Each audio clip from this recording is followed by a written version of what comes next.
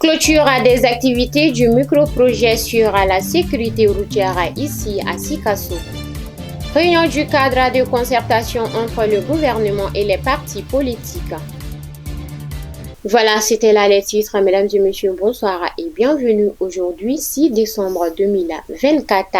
Hier s'est tenue ici à Sikasso la cérémonie de clôture des activités du micro-projet sur la sécurité routière et la coopération pacifique entre les policiers et les motoconducteurs. Ce projet est une initiative de l'ONG AFI2 en collaboration avec les ONG de qui vise à sensibiliser les conducteurs de mototaxi et aussi à renforcer une collaboration avec les forces de police. Zankawatra et Amaran Fatraoui pour les précisions. Après les séances de formation, ainsi s'achèvent les activités du micro-projet sur la sécurité routière et la coopération pacifique entre les policiers et les conducteurs de mototaxi à Sikasso. Cette initiative de l'Association féminine d'initiative pour le développement AFID visait non seulement à sensibiliser les conducteurs de mototaxi afin de réduire les cas d'accident, mais aussi renforcer leur collaboration avec les policiers. Ces 5-6 dernières années également, nous avons constaté que le taux de l'accident a tellement augmenté, vu qu'il y a d'autres routes qui sont innovées au niveau de Sikasso. Et en prenant les 70 à 80% de ces accidents, c'est les conducteurs de moto-taxi. Donc partant de cela, on a fait la remarque du taux élevé des accidents. Donc maintenant, on a pris l'initiative, pourquoi pas mener, c'est-à-dire écrire un projet dans ce sens. Donc nous souhaiterons quand même continuer avec d'autres partenaires. Une collaboration entre les deux acteurs est essentielle pour garantir un environnement routier sûr et apaisé. C'est pourquoi ils invitent les partenaires à multiplier ces actions en faveur des conducteurs. Ceux qui ont pris l'initiative de former les conducteurs pour qu'ils comprennent comment se conduire dans la circulation, vraiment c'est salutaire.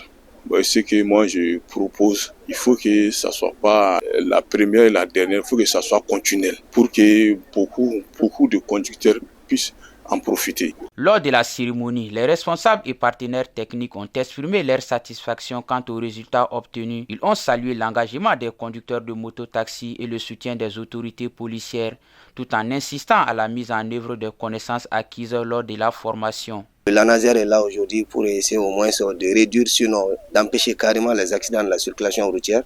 Si de telles initiatives parviennent d'autres partenaires, sincèrement, je dirais que c'est la bienvenue et nous souhaitons vraiment bonne compréhension aux participants. Je demande aux conducteurs de moto-taxi vraiment de mettre en activité tout ce qu'ils ont appris ici.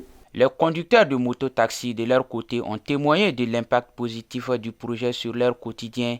Ils exhortent les organisateurs à faire de ces actions une priorité. L'initiative de cette formation à l'instar des conducteurs mototaxi de la commune de Sikasso, vraiment l'initiative est à féliciter. Je souhaite aux partenaires techniques et financiers vraiment de faire ça d'une priorité sur le plan national. Ce projet financé par Orfed illustre de l'importance des initiatives communautaires pour résoudre les problèmes sociaux et promouvoir le bien-être collectif.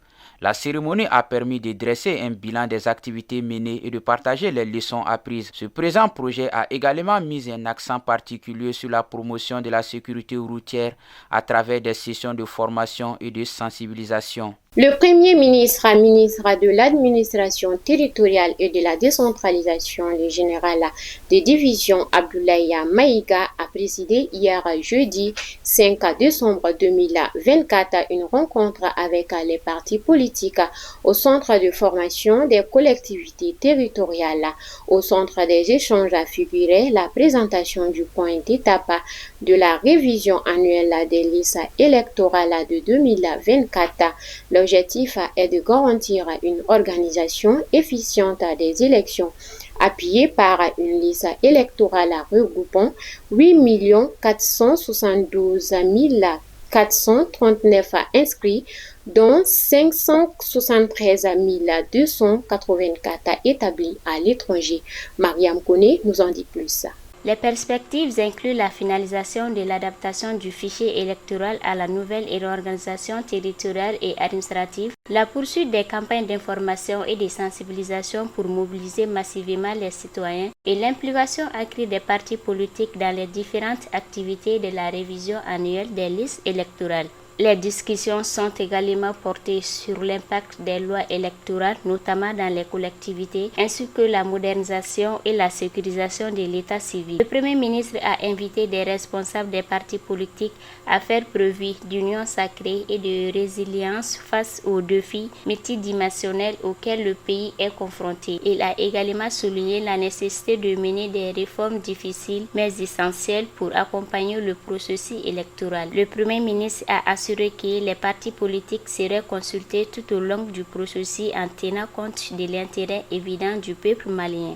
Le chef du gouvernement a conclu en réaffirmant l'engagement des autorités de la transition à œuvrer dans l'intérêt de la population et à préserver la souveraineté nationale, tout en appelant les acteurs politiques à un dialogue constructif. La réunion du cadre de concertation s'est achevée par un échange avec les participants. Dans le cadre des œuvres sociales du président de la transition, le général d'armée Assimi Goïta, une cérémonie de remise des kits alimentaires et non alimentaires a eu lieu hier jeudi 5 décembre 2024 à la Fondation Raoul Folero de Djikroni à Bamako. Cet événement présidé par une délégation des œuvres sociales du chef de l'État était dédié aux personnes en situation d'handicap, notamment les malades souffrant de la lèpre. Fatmata Siakadjara.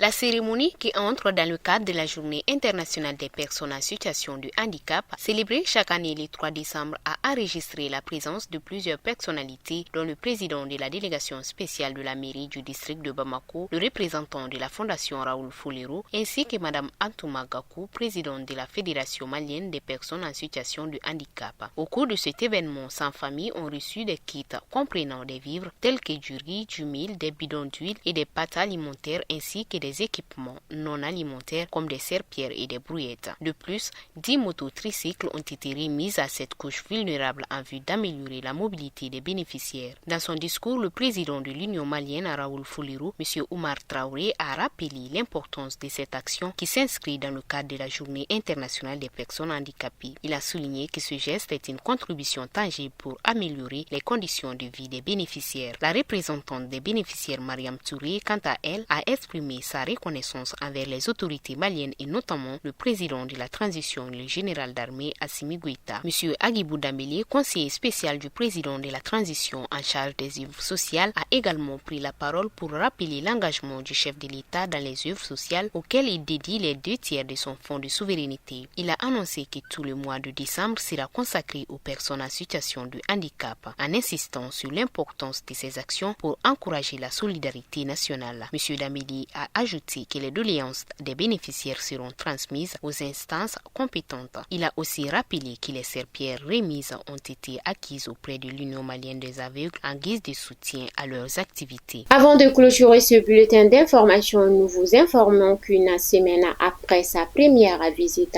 à l'énergie du Mali, EDM, le Premier ministre de l'administration territoriale et de la décentralisation, le général de division Abdoulaye Maïga est revenu à la charge hier jeudi 5 décembre 2024 pour évaluer l'application des consignes fermes qu'il avait émise, suivant les détails pour plus de précision. Lors de cette visite, le directeur général de l'EDM, Abdoulaye Djibril Diallo, a présenté au chef du gouvernement les efforts déployés par son équipe pour concrétiser les recommandations. Un cadre de concertation a été mis en place, suivi d'une large consultation impliquant les collaborateurs de l'entreprise afin d'identifier des solutions fiables pour sortir de la crise énergétique. La démarche adoptée a été participée participative des propositions ont été collectées à tous les niveaux de l'entreprise. Plus de 600 collaborateurs ont contribué, générant un éventail de solutions, parmi lesquelles renforcer la production énergétique, exploiter les opportunités offertes par l'énergie régionale, assurer la fiabilité financière de l'EDM,